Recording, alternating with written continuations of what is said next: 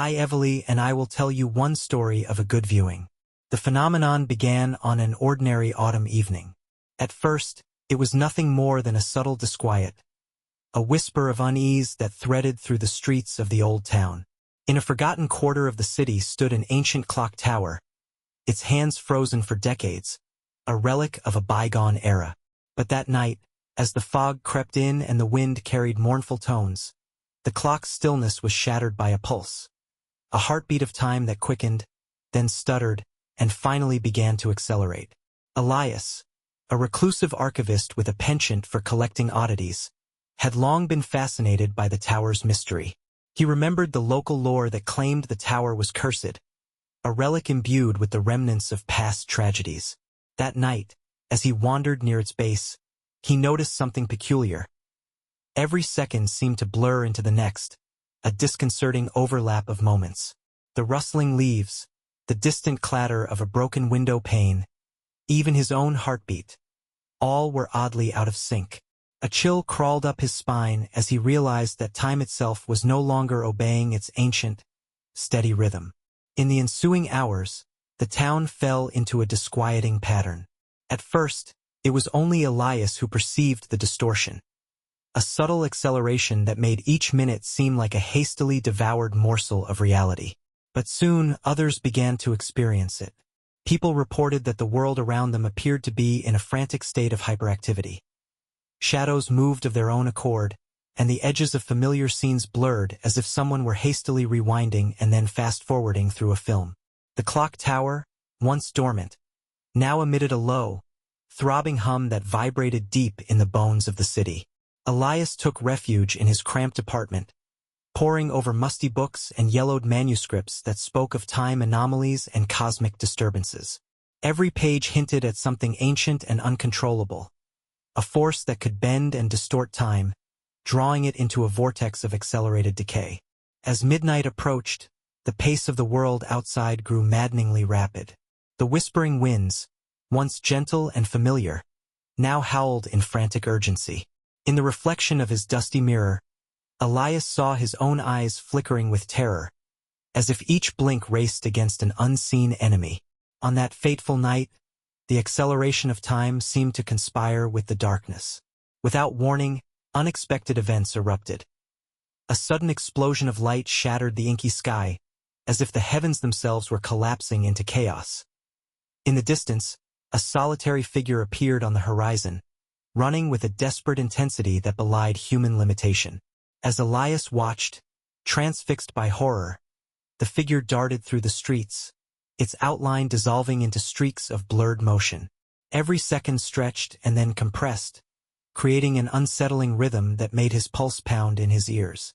The terror escalated when the once static faces in the town square began to distort. Passers-by, caught in the grip of the temporal surge, started to exhibit strange, unnatural movements, as if their actions were being dictated by an unseen puppeteer. A child's laughter echoed eerily in the distance, layered over the cacophony of accelerated footsteps and frantic cries. The very fabric of the town seemed to unravel.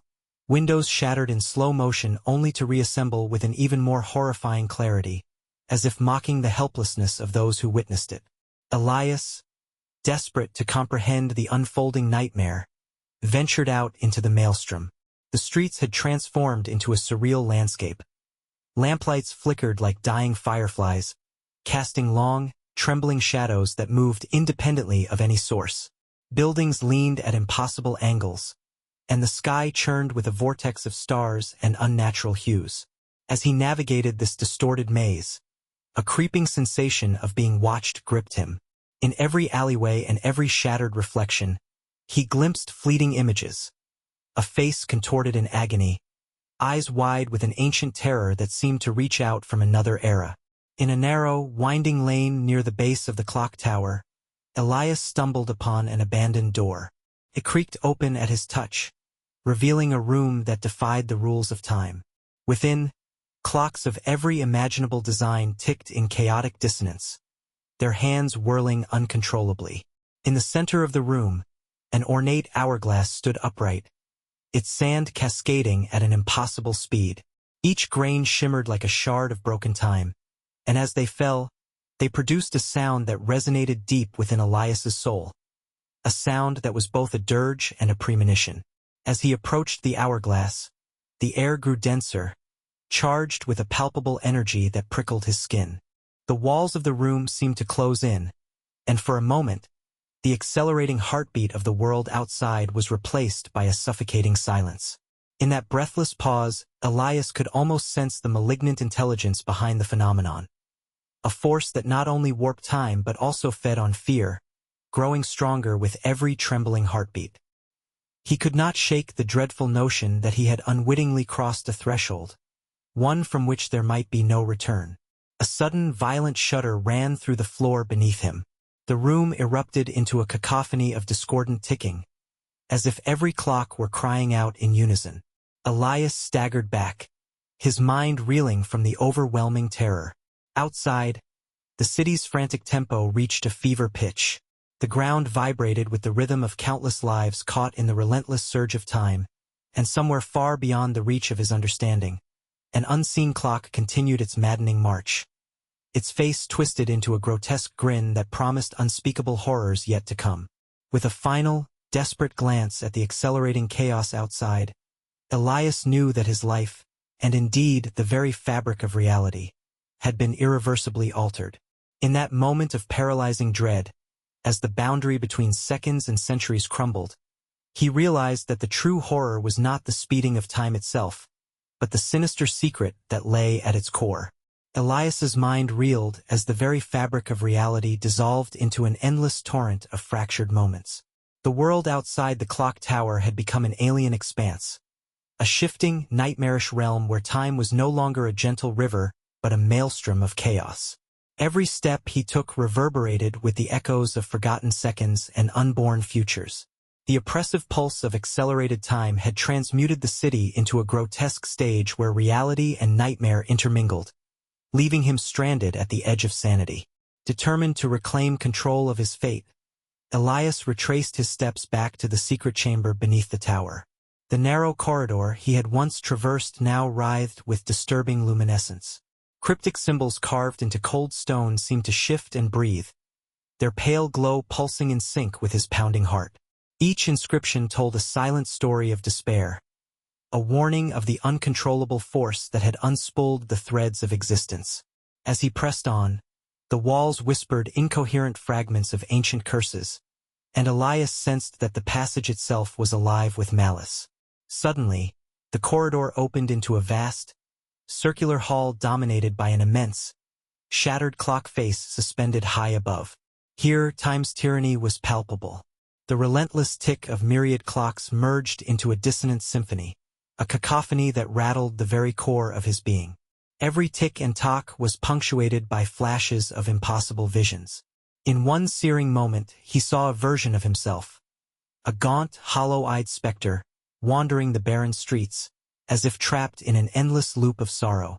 In the next, the image of his smiling self from a long-forgotten past flickered like a dying candle, only to vanish into swirling darkness. A dense fog of temporal residue enveloped the hall, and as Elias advanced, the distorted faces of those who once inhabited the city materialized among the ruins. Their eyes were wide with terror, their mouths open in silent screams.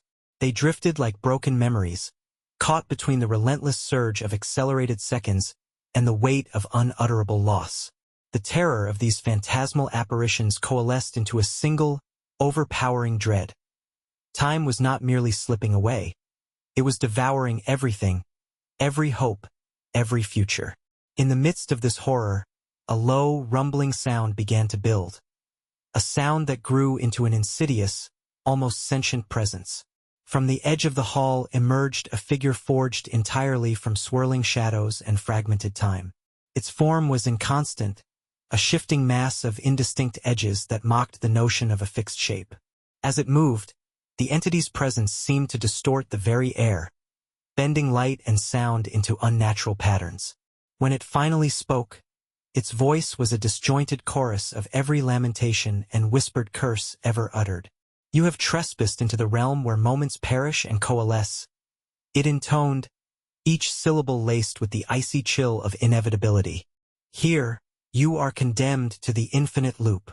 As those words echoed, the very concept of time splintered around him. The hall convulsed violently, and the relentless tick-tock of the clocks devolved into an anguished wail.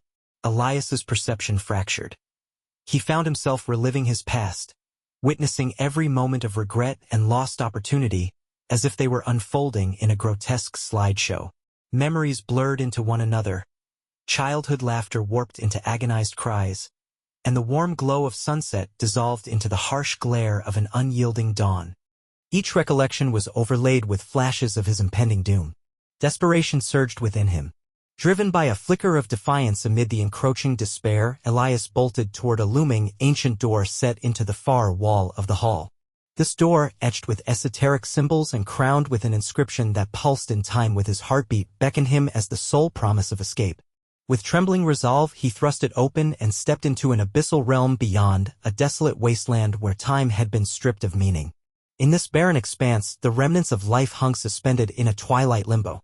Jagged silhouettes of ruined structures jutted from the cracked earth, while spectral forms of lost souls drifted aimlessly, their faces contorted in unending despair. The land itself seemed to pulse with the remnants of forgotten hours, every gust of wind a lament for moments irretrievably lost. At the center of this macabre landscape, Elias discovered an altar constructed of weathered stone. Resting upon it was a pulsating, ethereal core, the very heartbeat of the accelerated time, a nexus of temporal energy that had been set adrift by forces ancient and indifferent. As Elias reached out to touch the core, an overwhelming surge of blinding light and sound engulfed him. His consciousness was inundated by a chaotic tapestry of sensations, a mingling of past, present, and future, all colliding in a maelstrom of overwhelming terror. The voices of countless victims, each a casualty of time's voracious hunger, clamored around him in a dissonant chorus of agony and despair. In that dizzying maelstrom, he grasped a terrible truth: the acceleration of time was not a mere anomaly, but an all-consuming predator, a force that stripped away the very essence of existence. In that final, shattering moment of clarity, Elias felt the cold inevitability of the infinite loop closing in. The swirling vortex of accelerated seconds tightened its grip around his soul, merging every fragment of his being into a single, unending cycle of torment. There was no escape from this cosmic cycle, no retreat from the relentless onslaught of time's disintegration. The only certainty was that every moment would relentlessly march toward oblivion, and with it every shred of hope would be erased. As the eternal loop enveloped him, Elias's last thought was a bitter acknowledgement of the cruel destiny that awaited him. The relentless force of accelerated time, a merciless and ancient terror, had claimed him as its own. In the final throes of his existence, as his identity disintegrated into the endless cadence of a shattered clock, he surrendered to the inevitability of his fate.